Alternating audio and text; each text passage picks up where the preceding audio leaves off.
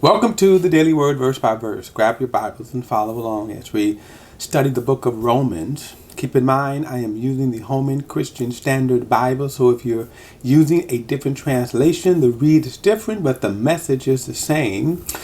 We're going to pick it up in chapter 3. Now, the first stop on the Romans road to salvation. The first stop is, I am a sinner. Now, in the last video, you remember he made this declaration, beginning in verse 10, actually verse 10, really 9. And Paul strung together several phrases from different Psalms and basically indicted man. Man is the sinner. There is no righteous. There is no one righteous. He says, not even one. So when you listen to today's religion or today's thought or today's humanistic philosophy, remember they basically say man is good. I don't know if you remember the movie Star Wars, the original Star Wars, Return of the Jedi. And actually the Jedi trilogy, the Star Wars trilogy. Remember, Darth Vader was the evil Darth Vader who had turned from the good force to the bad force or the dark force, right? And he was the evil nemesis throughout the trilogy. But as it came out, Luke, right, revealed that Skywalker was his father. But Luke always sensed good in him. Now, the reason why I'm bringing this out, not to do a Star Wars recap, because what was being pushed in those movies was a humanistic philosophy. Man is good. So man's starting point for them, for the humanists, is that he is good. Now that flies in direct conflict with God, with God's truth. I'm going to get more into that in a moment. But notice, so when you start off with man is good, psychology, by the way, whether you're a psychologist, all of that realm, you start off with man is good. But along the way, he might have fallen into bad habits.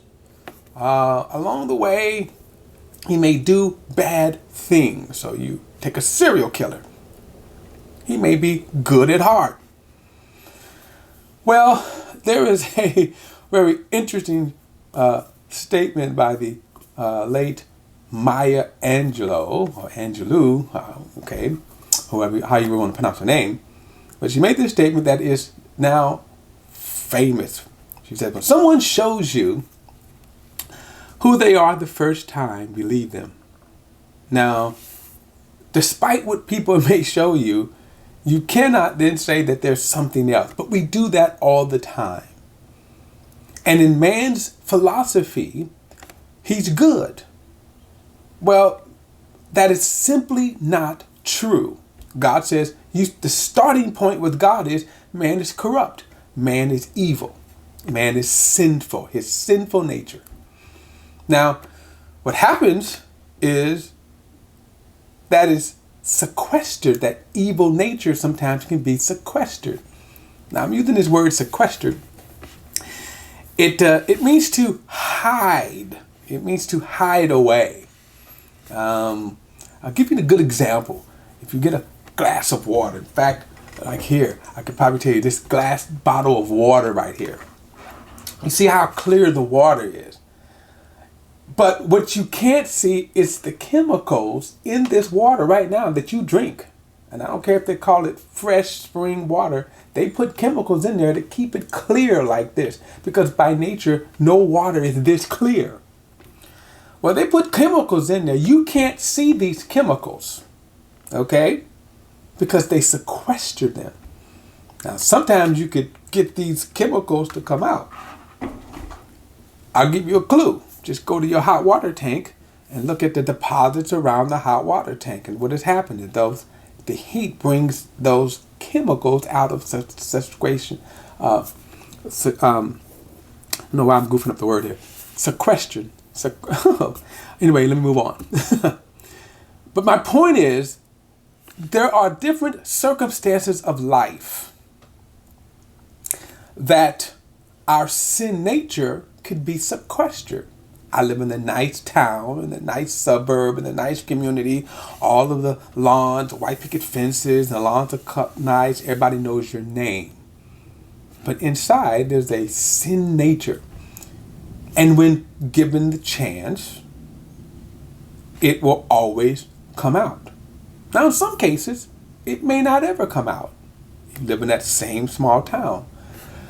One of the most interesting things that's happening today is the world has become closer. You see, before you go take that small town person, whether it's a male or female, and the innocence of living in that small town, the innocence of living in that community, that small town, right? They wouldn't experience the world until they went away to college or moved away or, went to the army, the service, something like that. Now they're seeing the world, they're exposed to something. And what happens when they are exposed? What was already inside of them comes out of sequestration. Question. I don't know, I'm having such a hard time with this word. But anyway, it comes out of hiding. And that's what you have to understand with this sin nature. Sometimes we just have a temporary cover, right? We have a temporary, but if you were exposed to certain conditions, your sin nature would come forth. And we all have inclinations to sin, and more about that later. But in verse 19, he says, "Now we know that whatever the law says, speak to those who are subject to the law, so that every mouth may be shut, and that the whole world may become subject to God's judgment." And this is the status. Remember, we're kind of on this first stop of the Romans road. We are sinners, and that we have to acknowledge that we are in sin. Now, when he says the law, remember God gave the law. He started off this chapter by asking, what was the advantage of the Jew? Well, through them came this law. Remember in the next video, probably, or the next two videos, I'm going to get into defining just words, because we need to understand a detail. I'm going to give a detailed kind of explanation of these words. But the law, remember, was God's governing principle, governing precepts to Israel, spiritually, civically, and morally. Well, one of the things that the law did was expose sin. Notice the next verse says, verse 20, "For no one will be justified in his sight by the works of the law, because the knowledge of sin comes through the law." So what happens with the law? Now, remember, not only was the law given as a governing principle to Israel, but it also revealed what was right and wrong. More importantly, what God thought was right and wrong. So if you go to the moral section of the law, we see that stealing is wrong, murder is wrong, coveting is wrong. But now, so we see that through the law, it exposes our sin nature. Thou shalt not steal. What happens when thou shalt not steal? I want to steal. Thou shalt not commit adultery. I want to commit adultery. He says, because of the knowledge of sin comes the law. So when we exposed to things, right? When we get exposed to it, to be exposed to certain conditions, it brings out our sin nature. Another thing is, he says, no one would be justified in his sight by the works of the law. And that's important. No one would be justified in God's sight by performing the works of the law. Why? Because of the knowledge of sin comes to the law. So what happens is if you're performing good deeds and you're thinking that my good deeds is right before God, you're on the wrong road. You're on the wrong road to salvation. If you go back to John, remember John's gospel, verse 1 and 4 says, Jesus gave life. The works of the law cannot give you life. But not only that, but he said, But the works of the law exposes your sin. It brings out the sin nature. In other words, so what you realize, if you are honest and sincere by following the law, unlike the Pharisees, unlike the Jews that Paul is referring to, the Jews started practicing a hypocritical law. That the end of that law, they didn't have God in mind. It was their own works, their own way. Every religion is like that. Why are you practicing your religion? It's not for justification, because as a sinner, you cannot fulfill good. You cannot fulfill the righteous requirements of the law. So why are you performing the law? Out of your own selfish pursuits. All right.